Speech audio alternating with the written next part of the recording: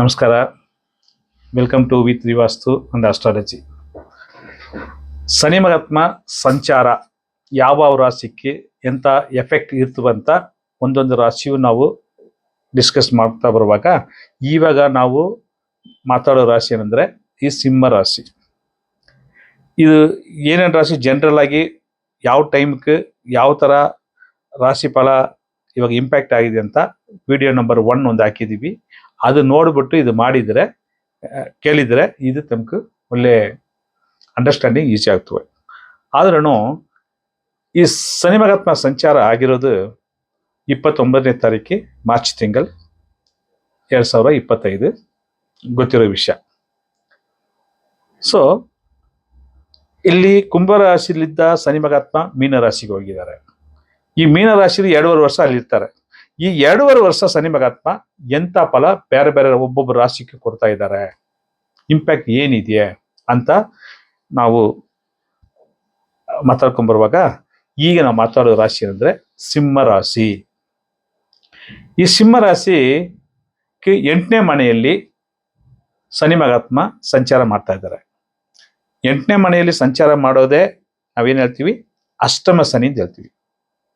ಎಲ್ರಿಗೂ ಭಯ ಬಂದಿರ್ತವೆ, ಅಷ್ಟಮ ಶನಿ ಬಂದ್ಬಿಟ್ಟಿದೆ ಅಂದ್ರೆ ಆಲ್ರೆಡಿ ಇವಾಗ ಟೆನ್ಷನ್ ಶುರು ಆಗ್ಬಿಟ್ಟಿದೆ. ಎಲ್ಲ ಸಿಂಹ ರಾಶಿನವರು ಭಯ ಬಿದ್ದು ಇರ್ತಾರೆ. ಯಾಕಂದ್ರೆ ಮೀಡಿಯಾದಲ್ಲಿ ಎಲ್ಲರೂ ಆಗ್ತಾ ಇದ್ದಾರೆ, ಅಷ್ಟಮ ಶನಿ ತೊಂದರೆ ಈ ತೊಂದರೆ ಅಂತ ಎಲ್ಲ ಹೇಳ್ತಾ ಇದ್ದಾರೆ.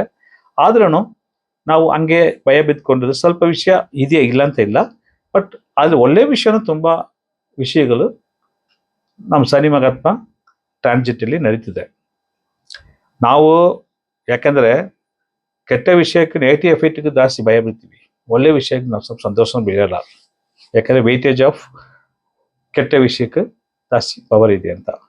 ಸೊ ಹೀಗೆ ಏನು ಫಲ ಆಗ್ಬೋದು, ಏನು ಇಂಪ್ಯಾಕ್ಟ್ ಆಗ್ಬೋದು ಅಂದರೆ 70ರಿಂದ 76% ಸಿಂಹ ರಾಶಿಗೆ ಒಳ್ಳೆ ಫಲ ಇರುತ್ತವೆ. ರಿಮೈನಿಂಗ್ 30ರಿಂದ 24% ಸ್ವಲ್ಪ ಇಂಥ ಹಾಗೆ ಹೀಗೆ ನೆಗೆಟಿವ್ ಫಲನೂ ಇರುತ್ತವೆ. ಅದರಲ್ಲಿ ಇವಾಗ ಒಂದೊಂದ ನೋಡ್ಕೊಳ್ಳೋಣ. ಅದರ ತಕ್ಕನವಾಗಿ ನೀವೇನೋ ಪರಿಹಾರ ಮತ್ತು ಪೂಜೆ ಪುನಸ್ಕಾರ ಮಾಡಿಕೊಂಡು ಒಳ್ಳೇದು ಇಂಪ್ರೂವ್ ಮಾಡ್ಕೋಬೋದು, ಕೆಟ್ಟ ಫಲನೇ ಸ್ವಲ್ಪ ಕಂಟ್ರೋಲ್ ಮಾಡ್ಕೋಬೋದು. ಇದೇ ಇಲ್ಲಿ ಆಸ್ಟ್ರಾಲಜಿಯಲ್ಲಿ ಇರೋದು ಸೂಕ್ಷ್ಮ. ಆ ಥರ ನೋಡಿ, 8ನೇ ಮನೆಯಲ್ಲಿ ಶನಿ ಮಹಾತ್ಮ ಇರ್ತಾರೆ. ಎಲ್ರಿಗೂ ಗೊತ್ತಿರ್ತವೆ ಶನಿ ಮಹಾತ್ಮ 8ನೇ ಮನೆ ಅಂದರೆ ಎಲ್ಲ ಹುಷಾರಾಗ್ಬಿಡ್ತಾರೆ. ಅಷ್ಟಮ ಶನಿ ಬಂದ್ಬಿಟ್ಟಿದೆಯಪ್ಪ, ಹುಷಾರಿರ್ಬೇಕಂತ. ಸೊ ಒಳ್ಳೆ ದಾರಿ ಒಳ್ಳೆ ಥರ ಪೊಸಿಷನ್ ಇದ್ರೆ ಅಷ್ಟಮ ಶನಿ ಎಫೆಕ್ಟ್ ಕಡಿಮೆ ಇರುತ್ತೆ ಅಂತ ಎಲ್ಲರೂ ಹೇಳಿರ್ತಾರೆ, ಅದೇ ನಿಜ. ಎರಡನೇ ವಿಷಯ, ಯಾವ ವಿಷಯ ಆದ್ರೂ ಅರ್ಜೆಂಟ್ ಮಾಡಬಾರ್ದು, ಹರಿಬರಿಲಿ ಮಾಡಬಾರ್ದು.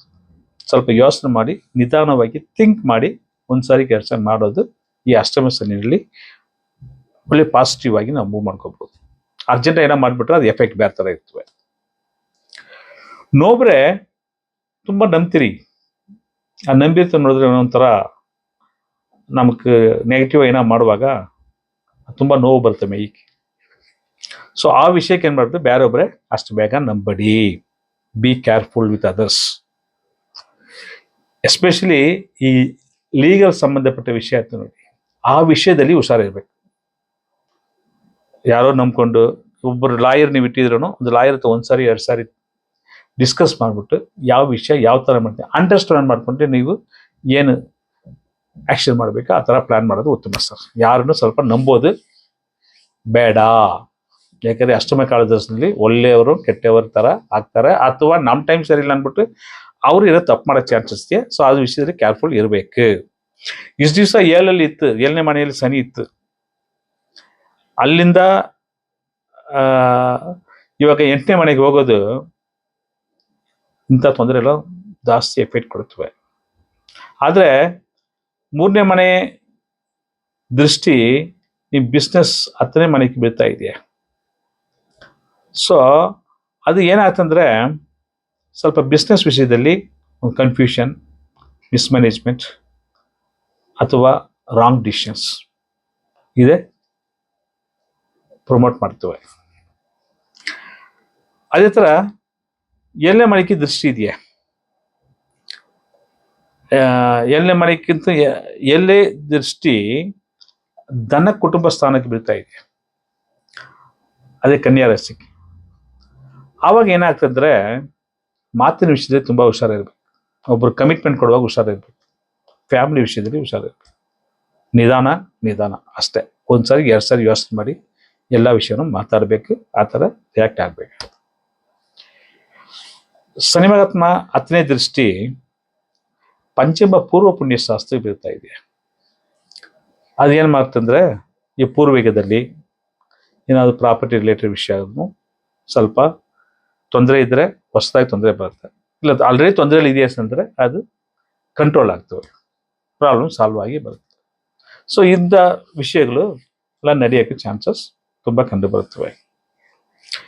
ಆಮೇಲೆ ಫ್ಯಾಮಿಲಿ ವಿಷಯದಲ್ಲಿ ಸ್ವಲ್ಪ ಹಂಗೆ ಕಿರಿಕಿರಿ ಇರ್ತವೆ. ಅದು ಸ್ವಲ್ಪ ಅಂಡರ್ಸ್ಟ್ಯಾಂಡ್ ಮಾಡಿಕೊಂಡು ಮುಂದುವರಿಸ್ಬೇಕು. 12 ಎಲ್ಲ ಗುರು ಇದ್ದಾರೆ. ಅದು ಒಂದು ವಿಷಯಕ್ಕಾಗಿ ತುಂಬ ಒಳ್ಳೆ ಫಲನ ಕೊಡ್ತಾರೆ. ಸೊ ಅದು ಅಲ್ಲಿ ಗುರು ಕೊಡೋ ಒಳ್ಳೆ ಫಲದಲ್ಲಿ ಇಂಥ ನೆಗೆಟಿವ್ ಎಫೆಕ್ಟ್ ಸ್ವಲ್ಪ ನಾವು ಎಫೆಕ್ಟ್ ಕಂಟ್ರೋಲ್ ಕಮ್ಮಿನ ಅನ್ಕೋಬೋದು. ಆದರೆ 11 ಗುರು ಒಳ್ಳೆ ಪೊಸಿಷನ್ ಕೊಡ್ತಾನೆ. 1 ವರ್ಷ ಗುರು ಅಲ್ಲಿ ಇರ್ತಾರೆ, ಒಳ್ಳೆ ಪೊಸಿಷನ್ ಕೊಡ್ತಾರೆ. ನೀವು ಏನನ್ನು ಎಕ್ಸ್ಪೆಕ್ಟ್ ಮಾಡ್ಕೊಂಡಿದ್ರೆ ಒಳ್ಳೆ ಡಿಸೈಡ್ಸ್ ಅದು ಮಾಡಬೇಕು ಇದು ಮಾಡ್ಕೊಂಡ್ರೆ ಅನ್ಕೊಂಡು ನಿಮ್ಮದು ಯಾವ ಥರ ಪ್ಲಾನಿಂಗ್ ಇದೆಯೋ ಅದೆಲ್ಲ ವಿನ್ ಆಗೋಕ್ಕೆ ಚಾನ್ಸಸ್ ಆ ಗುರು ಪ್ಲಾನೆಟ್ ಕೊಡುತ್ತವೆ. ಈ ಶನಿ ಮಹಾತ್ಮ ಪ್ಲಾನೆಟ್ ಇರುವಾಗ ಅದು ಸಪೋರ್ಟ್ ಮಾಡೋದು. ಗುರು ಬರುವಾಗ ಶನಿ ಮಹಾತ್ಮ ಸ್ವಲ್ಪ ಪಾಸಿಟಿವ್ ಆಗಿ ಅವರು ಚೇಂಜ್ ಆಗ್ತಾರೆ. ನಿಮ್ಗೆ ಒಳ್ಳೆ ಪೊಸಿಷನ್ ಏನಾದ್ರು ಎಕ್ಸ್ಪೆಕ್ಟ್ ಮಾಡಿದರೆ ಪಾಲಿಟಿಕ್ಸ್ ಆಗಲಿ ಇಲ್ಲ ಬೇರೆ ಆಫೀಸ್ ವಿಷಯದಾಗಲಿ ಪೊಸಿಷನ್ ಆಟೋಮೆಟಿಕ್ ನಿಮಗೆ ಸೇರಿ ಬರುತ್ತೆ. ಬಟ್ 10ನೇ ಮನೆ ದೃಷ್ಟಿ ಇರೋದು ಏನಾಗ್ತಂದ್ರೆ ಒಂದು ಜಾಬ್ ಚೇಂಜ್ ಇಲ್ಲ ಪ್ರೊಫೈಲ್ ಚೇಂಜ್. ಬಿಸ್ನೆಸ್ಲಿರೋರು ಅವರು ಬಿಸ್ನೆಸ್ ಟೈಪ್ ಬೇರೆ ಥರ ಬಿಸ್ನೆಸ್ ಚೇಂಜ್ ಆಗೋಕ್ಕೆ ಚಾನ್ಸಸ್ ಜಾಸ್ತಿ ಇದೆಯಾ. ಆಮೇಲೆ ಒಂದು ಸಾಲ ತಗೊಳತ್ತ ಬಿಸ್ನೆಸ್ ಇಂಪ್ರೂವ್ಮೆಂಟ್ಗಾಗಿ ಸಾಲ ವಿಷಯದಲ್ಲಿ ಸ್ವಲ್ಪ ಗಮನ ಇರಬೇಕಾಗುತ್ತೆ. ಏನಂದರೆ ಥಿಂಕ್ ಬಿಫೋರ್ ಇಂಕ್. ನೀವು ಯಾವ ಸೈನ್ ಮಾಡೋಕ್ಕೆ ಮುಂಚೆ ಯಾವ ಡಿಸಿಷನ್ ತೊಗೊಳಕ್ಕೆ ಮುಂಚೆ 1 ಸಾರಿಗೆ 2 ಸಾರಿ ಯೋಚನೆ ಮಾಡಬೇಕು. ಇದು one of the alert advice for ಸಿಂಹ ರಾಶಿ. ಎಲ್ಲ ವಿಷಯದಲ್ಲಿ ಗಮನ ಇರಬೇಕು. ಏನೋ ಒಂಥರ ಹರಿಬರಿಲಿ ಮಾಡ್ಕೊಂಡ್ರೆ ಮಕ್ಕಳು ಬೇಡ.